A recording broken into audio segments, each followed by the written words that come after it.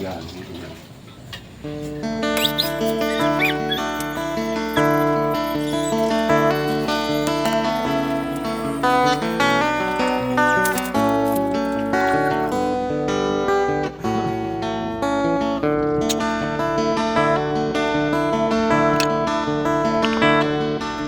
Duwang sadit na pandesal, asin kapeng lasaw. Sa panahon ngunyan, pwede nang magkanigo. Na iniapudon mong sarong pamahaw.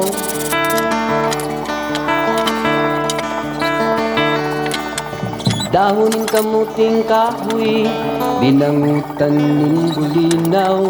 Sa kalibkib na niyog, masiraman panguduhan.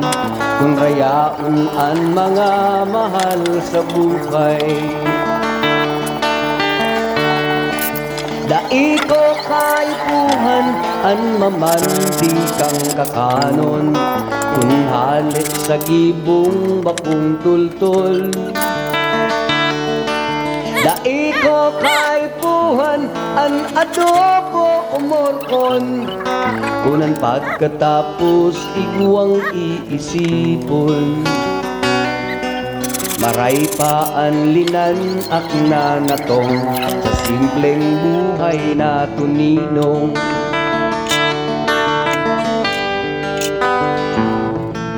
Pinakro na batag, maski daing asukar. Usinap ng kamote, salbado ang pamanggihan. Basta mayong problema, harayo sa kahilangan. May respeto ang gabos, pirming tarabang-tabang.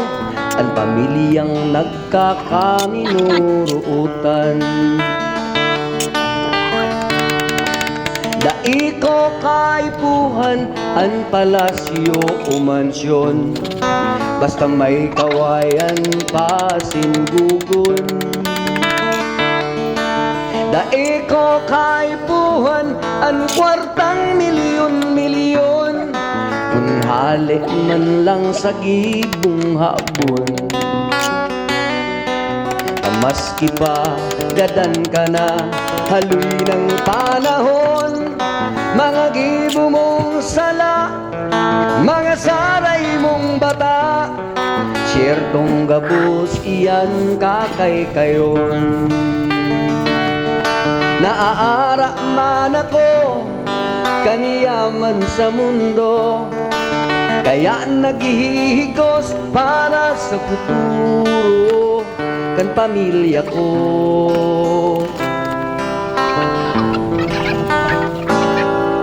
Duwang sadit na pandesal, umaski palinugaw. Sa panahon ngunyan, salamat kaglalang.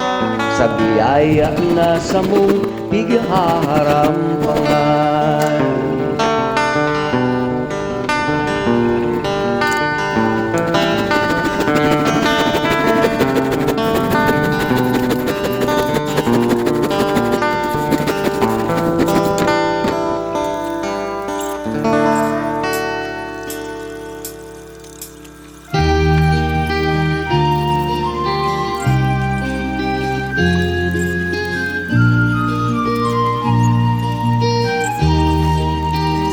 Isaro Radio. Irumdum ko pa, kan akit pa ako. Mga gawing nagimatan, mga gawing Bicolano. Na iyong naging murmahan, kung ano o isay ako. Magsaludar sa kamagurangan, maging iisay paman. Maging pobre man o mayaman, dawa may kaninahan. Tinutlukan sa kong magurang, na dai ko na malilingwan. Ang pag-isa sa rosa na, sa mga tanda ning paggalang. Astang yan mamamasdan, maski sa ka magduman sa kabikulan. Digdi kami namibiran, ang simpleng tablian kan palad, pagpasintabi pag may hinahagad, pagsasabi ng katotoohan, paglikay sa pinapangalan, sarong kayamanan. Nadaing material na digdi maitatampan.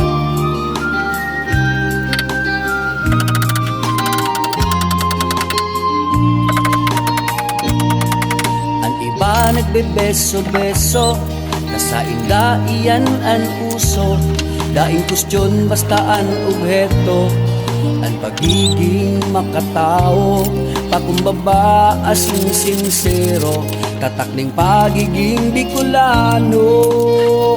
Ang simpleng tablian kan palad, pagpasintabi pag may hinahagad, pagsasabi ng katotoohan, paglikay sa pinapangalad, sarong kayamanan. Nadaing material na digdi maitatampan. Paanong yan ta nagbago na, huli sa dulot kan pandemya, na obligar gabus kita na mag-obserbar ning distansya. Papaano na, respeto ko mahihiling mo sa mata.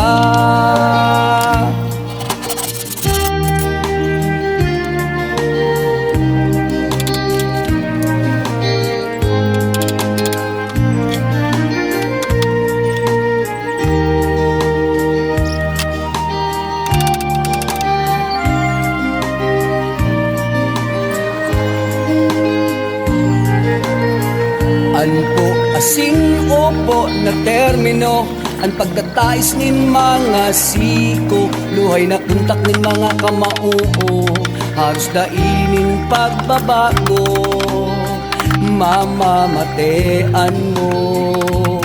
Nagbabalik ang tinaumong respeto, ang simpleng taplian kan palad, pagpasintabi pag may hinahagad, pagsasabi ng katotoohan, paglikay sa pinapangalad, sarong kayamanan. Nadaing material na digdi maitatampan.